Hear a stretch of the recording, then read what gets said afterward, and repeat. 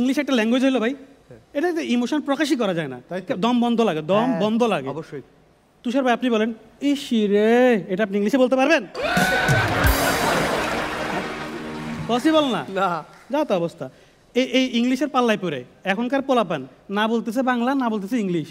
ও মাই god, ওরা একটা সেন্টেন্সে 5 বার বলে লাইক লাইক, 3 বার বলে ইউ নো হোয়াট, এগুলা বলে। আর এখনকার পোলাপান বাকি পুরোটা বাংলা বলতেছে, এটা বলে ইংলিশ সেন্টেন্স। এখনকার পোলাপান সব থেকে বড় ডাহা মিথ্যা কথা কখন বলে? কখন? ট্রাস্ট মি, এটা বলার পরে।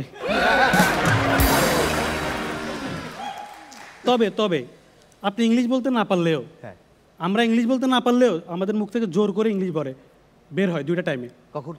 একটা তো ঝগড়া করার সময়, আর আরেকটা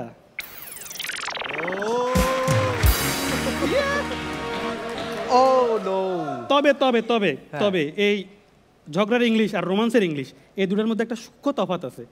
ঝগড়ার ইংলিশগুলো দেখেন পুরো একটা proper sentence, I mean what are you talking about, Tushar I'll kill you, I'll see you soon. আর রোমান্সের ইংলিশগুলো দেখেন জাস্ট একটা অথবা দুটা ওয়ার্ড, ইয়েস,